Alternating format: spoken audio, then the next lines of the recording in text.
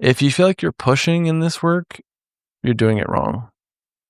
If you feel like you're pushing in this work, you're probably bypassing protectors or at least at real risk of doing so. Going Inside is a podcast on a mission to help people heal from trauma and reconnect with their authentic self. Join me, trauma therapist John Clarke, for guest interviews, real-life therapy sessions, and soothing guided meditations. Whether you're navigating your own trauma, helping others heal from trauma, or simply yearning for a deeper understanding of yourself, Going Inside is your companion on the path to healing and self-discovery. Download free guided meditations and apply to work with me one-on-one at johnclarketherapy.com. Thanks for being here. Let's dive in. Hey everyone, welcome back. My name is John Clarke. I'm a licensed trauma therapist. I'm a group practice owner of the practice Calm Again Counseling. It's a teaching practice in San Francisco, and I'm a consultant and supervisor for clinicians. I run a weekly consult group called Pathways to Self. If you're interested in being part of that group, you can go to johnclarketherapy.com/pathways. If you like what you're hearing in this free Q&A, you would really love the closer work with me in my community. So there you have it. I'm going to dive right into the questions that were pre-submitted, but if you're here live and you want to ask questions, just put them in the chat and I'll pull them up one by one. First question is from Jenny. Jenny says, every person is unique, but do you see common patterns in how many parts people tend to discover or how long integration typically takes in IFS? Yes. In my experience, and the IFS answer is that we have 20 or 30 parts and we're born with all of the parts we'll ever have. However, in my experience, I generally find that we tend to just work with kind of the key players of someone's system. That tends to be anywhere between, I would say, 4 to 10 parts, depending on the person's background. When you have more trauma in their system, you tend to have more parts that have been polarized and therefore more work to do.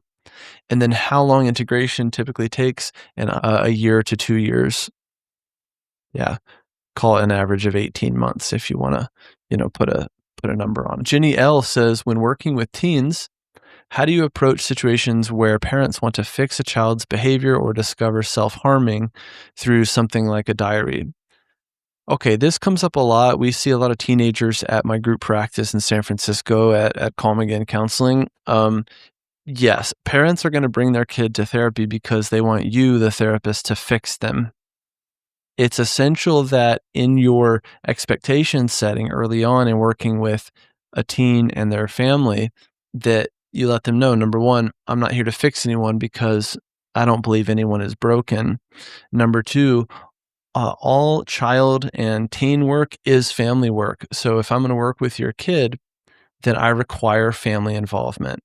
What I tend to do is say, I'm going to see your kid for the first 30 minutes, and then during the second half of the session, I'm going to have one or both parents come in, and we're going to talk to you about what happened in session today and how things went, and I'm going to help be a bridge between the kid and the parents. So ideally, I'm helping the kids say what they need to say to their parents and helping the kid tell the parents about what happened in session and what they're working on and whatnot. Same thing if someone has discovered self-harm through something like a diary, then I want to be a bridge for that conversation as well. If I have a good trusting relationship with the kid, I want to help them find a way to disclose that to their parents or to talk through the safety plan that we've created with their parents, etc. So I never want the family to kind of learn to just rely on me. I really want to be that bridge. Yeah. But this happens a lot that, the parents just want to drop their kid off. So it's all about contracting. And if you're in Pathways to Self, you'll hear me talk about contracting a lot. There's 3 levels of contracting. The first is what the work is about. The second is what the session is about. The third is what the moment is about and how you want to be helped in this moment. And do you consent to all 3? The work has to have a lot of alignment at all times. And we have to constantly be realigning the work. Corey says, how do you help clients cultivate self-energy when parts step back, but self doesn't emerge? And how do you work with inner critics that masquerade as a client's spiritual or moral self? Okay. These are interesting. You guys are putting me through my paces today. Okay. How do you help clients cultivate self energy when parts step back, but self doesn't emerge? Hmm. Well, my first thought would be not all parts have stepped back, right? So maybe it seems like some parts have unblended, and so self should emerge more, but there are more parts here, or there are self like parts that are involved. That would be my first instinct. My second instinct would be I would work with the client more on just conversationally what self energy is and their experience of it, their unique experience of it. What does it feel like in your body and inside when you're more in self energy? How do you connect with that? Is it a sensation? Is it an image? Are there proxies you can use to access self energy, like thinking of the love you have for your kids or your pets, or for this walking path that you love to be on, or whatever it might be? How do you work with inner critics that masquerade as a client's spiritual or moral self? Well, I first of all just hold all the time that all parts are good and they're doing what they believe to be the best thing they can do for the system. So there's some sort of part in here that's gotten involved and thinks um, what I'm doing could be good. I'm going to do a little unblending or checking for blendedness here to see um, to what degree is this client fully blended with this part, or to what degree do we have some actual genuine self energy here? And then, if you can befriend this self-like part, then you can at some point ask it to unblend so that you can continue the work, or it just might naturally unblend if it feels like it has been seen and heard and understood and witnessed. So all parts need our help and all parts need love. Okay. Ginny Lee says, can you talk about diagnoses in IFS? For instance, someone who has ADHD, is there an ADHD part or are parts reacting to the ADHD? Yeah, we talked about this a little bit in pathways today, and I'm going to give you just my answer, my understanding of it all, my theory of it all. Diagnoses in IFS, IFS is not super keen on diagnoses, and IFS is inherently a non-pathologizing model. Now, for someone who has ADHD, is there an ADHD part? I don't believe there's like a part just bouncing around being the ADHD part. And I don't believe that other parts are like reacting to the ADHD. So if there's a true biological chemical difference in my brain as someone with severe ADHD compared to someone who doesn't have ADHD, or if you could see my ADHD, so to speak, on a brain scan, does that have to do with parts, or is that more just part of the fabric of who I am, the same way that I have brown eyes and dark hair? I think it's more of that, right? I think in my experiences that my brain just works differently, right? It's like for people on the spectrum, like, is autism a part? No, I don't think so, right? It's part of their DNA. It's part of who they are. So if we say, okay, ADHD is real and is a way that our brain works differently, then it's more of a brain thing than a psyche thing. Again, these are just one guy's thoughts. One guy with severe ADHD. What's important is that you are discerning about diagnosis and you help your clients decide to what degree do I want to accept or deny this diagnosis that's been given to me? And how did one arrive to that diagnosis? Was it their primary physician said you have ADHD, so here's some Strattera? Or did they have a 2-day battery with a neuropsychologist that very thoughtfully and carefully arrived at that diagnosis through a series of empirically validated assessments? Okay. And someone from Los Angeles says, I understand the concept of unblending, but in the moment, I often can't tell if my client is actually in self or if another part has just taken over. What are some signs you look for? Well, self is inherently calm, so I look for calmness. If I'm staring at the client, does the client look calm or do they look keyed up or a bit of both?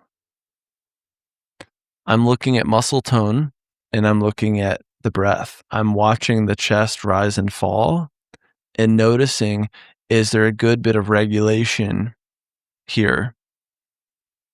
And then I'm checking in with my system and just sensing into my system and my intuition and going, as I'm connected with my self energy, am I noticing and experiencing or even benefiting from their self energy? What's the vibe like? Yeah. And then, of course, you could also just ask their degree of blendedness and how they know. Okay, next question. George, or more likely Jorge, says, I've been trained in EMDR and somatic work alongside IFS. How do you decide when to stay with the parts and when to bring in another modality? That's a great, great question and just such a hard one to answer because the reality is I also work collectively and integratively. And so sometimes if the client has asked for it, I will do pure IFS or pure EMDR. But more likely than not, I'm naturally working from an integrative standpoint. And that's just how I'm doing it. That's how I like to kind of flow. That's also just the kind of therapist I am, is I like to flow and I like to riff and I like to just follow the session and follow my own instincts. I find that that's where I'm doing my best work.